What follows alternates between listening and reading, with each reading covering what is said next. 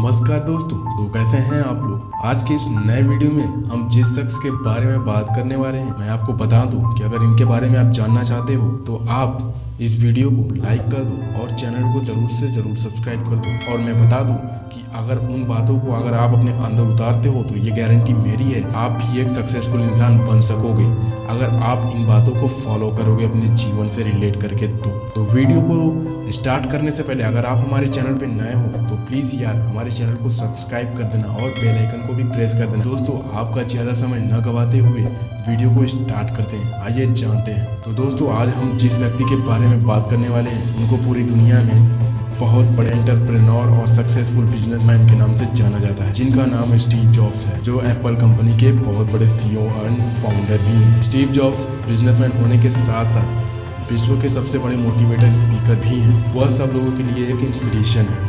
उनके जीवन में इतनी सारी कठिनाइयां आने के बावजूद भी उन्होंने कभी हिम्मत नहीं हारी और अपने लक्ष्य को नहीं छोड़ा, अपने लक्ष्य को हासिल करके रहे। स्टीव जॉब्स का जन्म 24 फरवरी 1955 में कैलिफोर्निया में हुआ था।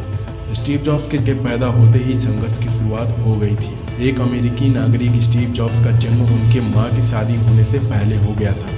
तब उनकी माँ की शादी नहीं हुई थी, इसलिए उनकी माँ उन्हें अपने पास रखने से मना करती थी। तब स्टीव को उसकी माँ ने गोद देने का फैसला किया और बाद में कैलिफोर्निया में रहने वाले पॉल और कार्ला जॉब्स ने उन्हें गोद ले लिया। वह दोनों मिडिल क्लास से बिलोंग करते थे और उनकी फाइनेंशियल कंडीशन उतनी अच्छी भी नहीं थी, लेकिन उसके बावजूद भी उन्होंने स्टीव जॉब्स को एक अच्छे स्कूल में एडमिशन दिलाया जिसका नाम मोटालोमा था। स्टीव जॉब्स के माता पिता स्टीव को अच्छी परवरिश देना चाहते थे, इसलिए उनकी हर ज़रूरत को पूरी करते थे। वे स्कूल की पढ़ाई पूरी होने के बाद उनके माता पिता उन्हें ऑरेगन के रीड कॉलेज में एडमिशन करवाया, जो कि सबसे महंगे कॉलेज में से गिना जाता था। स्टीव का दिमाग पहले से ही एक बिजनेसमैन का प्लान था, पर कॉलेज की फीस ज़्यादा होने के कारण उनके माता पिता को दिन रात मेहनत करनी पड़ती थी, फिर भी वह फीस के पैसे नहीं जमा कर पाते थे। अपने माता पिता को कष्ट में देख करके स्टीव ने इतना ही नहीं, खाने के लिए पैसे नहीं होने के कारण वह एक दूर के मंदिर में चल के जाते थे और मुफ्त में खाना खाते थे। इतना सब कुछ करने के बाद भी वह अपनी कॉलेज की फीस नहीं जमा कर पा रहे थे, इसलिए उन्होंने अपने कॉलेज को छोड़ दिया। कॉलेज छोड़ने के बाद स्टीव ने अपने पहले से दिमाग में चलने वाले बिजनेस प्लान को आगे बढ़ाने की सोची। स्टीव ने अपने कॉलेज के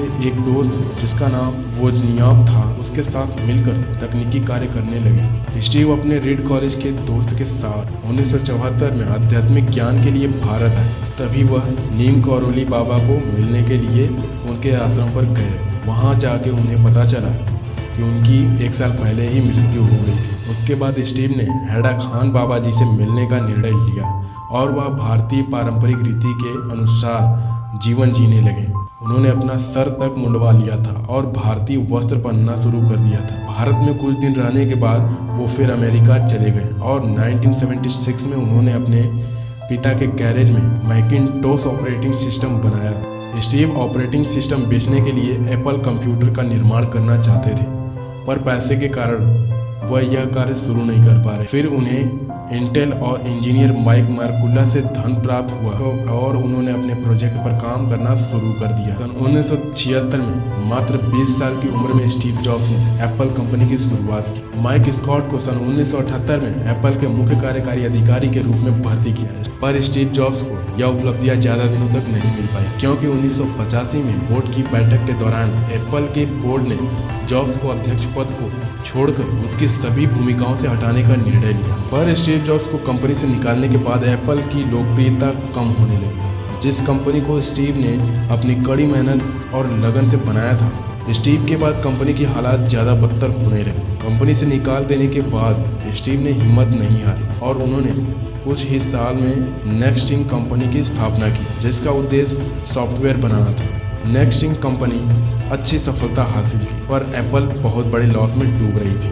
तब एप्पल के डायरेक्टर ने स्टीव को फिर से एप्पल के साथ जुड़ने का प्रस्ताव रखा। 1996 में स्टीव ने इस प्रस्ताव को मंजूर करके एप्पल को ज्वाइन कर लिया और उन्हें सीईओ बनाया गया। जब स्टीव कंपनी में आए तब एप्पल 250 प्रोडक्ट बनाती थी, पर स्टीव के आने के बाद सिर्फ 10 प्रोडक्ट बनाने लगी, क्योंकि उनका कहना था प्रोडक्ट की क्वांटिटी से अच्छा प्रोडक्ट की क्वालिटी अच्छी होनी चाहिए। फिर स्टीव और कंपनी ने अपना सारा ध्यान उसी 10 प्रोडक्ट को बनाने में लगा दिया। सन 1997 में उन्होंने आईपैड मार्केट में लॉन्च किया, जो कि एक बहुत ही ज्यादा लोकप्रिय हुआ। उसके बाद कंपनी ने पीछे मुड़कर कभी नहीं देखा और वह कंप्यूटर, लैपटॉप, फोन बनाने लगे। इस बड़ी उपलब्धि के बाद कंपनी अच्छे स्तर पर चली गई। इसका श्रेय सारा स्टीव जॉब्स को जाता है, जिन्होंने इस कंपनी को सफलता की ओर बहुत कड़ी मेहनत से ले गई। सन 2003 में एप्पल के फाउंडर स्टीव जॉब्स को कैंसर की बीमारी हुई थी और स्टीव जॉब्स ने अपने ऊपर ज़्यादा ध्यान नहीं देकर कंपनी को ग्रोथ को लेकर काम कर रहे थे, इसलिए वह अपना इलाज भी नहीं कर पा रहे थे। फिर 5 अक्टूबर 2011 में कैंसर के कारण उनकी मृत्यु हो गई, लेकिन आज भी वो हम सबके लिए इंस्पिरेशन बने हैं और लोगों के दिल में अभी भी वो जिंदा है। तो दोस्तों, मैं उम्मीद करता हूँ कि आपको स्टीव जॉब्स के बारे में यह बातें जान करके बहुत ही अच्छी लगी होगी और अपने जीवन में कुछ ना कुछ सीखने को मिली होगी और बहुत ही ज़्यादा आपको इंस्पिरेशन मिली होगी। और मैं उम्मीद करता हूँ कि आप भी कुछ ना कुछ नया अपने जीवन में करोगे। तो दोस्तों, ये वीडियो यहीं पर ख़त्म करते हैं। वीडियो की जानकारी कैसी लगी आप कमेंट के माध्यम से जरूर मेंशन करना।